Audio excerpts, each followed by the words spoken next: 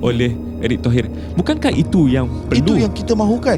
Itu yang kita ketagihkan. Itu yang kita tagih. Semua kita negara mahukan dinamik yang sangat baik di antara Exactly. Presiden dan Ketua Umum dan juga dengan Ketua Jurulatih Pasukan Kebangsaan. Dan Indonesia ada perkara itu sekarang. Adakah kita boleh kata perkara yang sama tentang Malaysia? Saya tak nak berbicara tentang Malaysia sekarang. Saya nak kekal di topik Indonesia.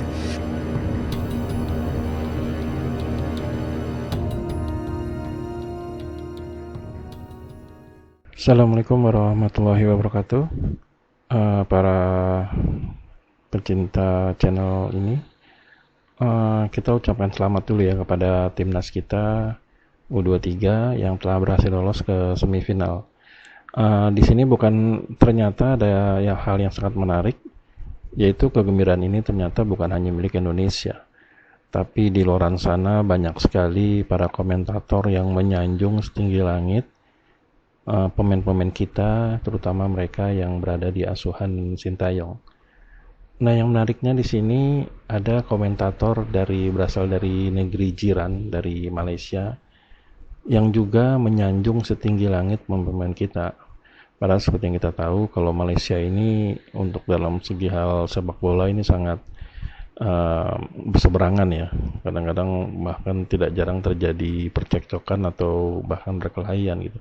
Tapi di sini menarik, mulai banyak gitu komentator-komentator dari Malaysia yang menyandung dan membicarakan sepak bola Indonesia. Bahkan yang cukup mengejutkannya, mereka malah malas untuk membicarakan timnya sendiri, tim Malaysia gitu.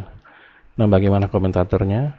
Mari kita dengar percakapan podcast berikut ini. Kita sekalikan ataupun gabungkan, campur adukkan elemen-elemen yang aku sebut ni, dapatlah kita satu pasukan Indonesia yang sangat garang dan berwibawa di pentas Asia, Kish. Bila aku tengok pasukan Indonesia dan corak permainan mereka, kau tahu mereka mengingatkan aku kepada siapa? Siapa? Pasukan Atalanta Gasperini 3 tahun lepas. Yang ada Papu Gomez, Josip Ilicic. Setup tu lebih kurang sama kan, 3 di bawah. Betul, setup tu lebih kurang sama, tapi it's the way they play. It's the cara mereka beroperasi dengan bola dan juga tanpa ada bola, dan keberanian yang ada pada pasukan ini. Dia macam ni ya, dekat Asia Tenggara ni, bagi aku ada satu wabak yang akan sentiasa membelenggu bola sepak. Wabak inferiority complex. Akan sentiasa membelenggu mana-mana pasukan di Asia Tenggara, kerana sebagai sebuah negara, sebagai sebuah kawasan, kita sentiasa dilihat sebagai kawasan yang kecil, third world nations. Kalau tolak tepi Singapura, yang lain semua dilihat sebagai the less important ones, third world nation, tak begitu besar, tak begitu penting. Walaupun kita ada populasi yang cukup besar Asia Tenggara, khususnya dengan Indonesia kan. Tetapi inferiority complex, di mana kita sentiasa rasa kita lebih kecil, kita lebih kita tidak cukup bagus, kita tidak sebesar negara-negara lain. Itu akan sentiasa bermain di fikiran, dan benda ni trickle down kepada so many different aspects of life, dari segi budaya, bahasa, sukan, bola sepak, right? Dan itu akan memberi impact kepada cara kita bermain, terutamanya di pentas tertinggi. Tapi kalau aku tengok Piala Asia tempoh hari dan aku tengok kejohanan bawah 23 sekarang ni, there is a sense of fearlessness. Tak ada rasa takut daripada Indonesia bila hang tengok cara dia bermain. Mainlah lawan Australia ke, mainlah lawan Jordan ke, di Piala Asia itu mainlah lawan Jepun ke, Iraq ke, dia still main tanpa sebarang rasa takut ataupun gusar. Dan bagi aku, the ability to overcome inferiority complex itu adalah mungkin kontribusi terbesar Shin Tae-yong kepada budak-budak ni. Baru aku nak sebut tadi tu, tidak sah untuk kita berbicara tentang pasukan Indonesia versi kali ini kalau kita tidak berbicara tentang Shin Tae-yong. Dalam ketika Indonesia sedang meniti sebuah perjalanan yang luar biasa, dia kata ni, Erick Thohir sebagai Ketua Umum PSSI sudah pun melakukan rundingan dengan Shin Tae-yong yang menyaksikan beliau akan kekal sebagai Ketua Jurulatih Pasukan Timnas Indonesia sehingga tahun 2027.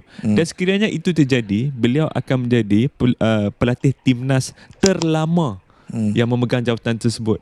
Cuba hang tengok Indonesia dikala Shin Tae-yong mula-mula mengambil daripada Scott McManamy kalau tak silap aku sebelum tu. Anda masih ingat dengan nama tersebut? Dan bandingkan dengan Indonesia sekarang, jauh. Semalam aku dah tengok satu diskusi di cable television Indonesia lah. Dia punya moderator tu Hotman Paris, seorang host dan seorang lawyer terkenal di Indonesia. Ada beberapa panel. Entah apa yang mereka cakapkan, mereka bincangkan. Ada yang pro dengan keputusan tersebut, ada yang kontra dengan keputusan tersebut lah. Yang pro dengan keputusan memperpanjang kontrak Shin Tae-yong ni cakap, this is the perfect situation for us kan. Dia ada dynamic dia dengan Presiden Federation dan ini acara pada saat is for the greater good. Sekarang ni sangat positif. The public notion is positive, result is positive. You can see the work of Shin Tae-yong. Ada juga yang cakap Shin Tae-yong ni hanya hebat kalau dia disuap oleh Erick Thohir. Bukankah itu yang perlu? Itu yang kita mahukan. Itu yang kita ketagihkan. Itu yang kita tagih. Semua kita negara mahukan dinamik yang sangat baik di antara presiden dan ketua umum dan juga dengan ketua jurulatih pasukan kebangsaan. Dan Indonesia ada perkara itu sekarang. Adakah kita boleh kata perkara yang sama tentang Malaysia? Saya tak nak berbicara tentang Malaysia sekarang. Saya nak kekal di topik Indonesia.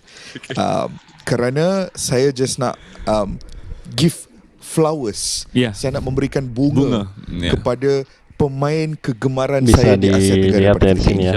Marcelino Kalau orang Malaysia aja malas tak boleh lah, ngomongin negara dia sendiri ada dan sekarang lagi semangat dia ada untuk swagger, membicarakan dia ada Indonesia. fearlessness, dia ada mereka pembicaraan ini sampai body selesai. language dia di atas padang, gerak geri, lenggok badan dia, cara dia memegang bola, cara dia hold bola, cara dia mengambil penalti, cara dia mengambil penalti. He is such a cool character. Dia kadang-kadang bila tengok pemain bola sepak ni, kadang-kadang they are really good players tapi tak semestinya sedap untuk dipandang mata.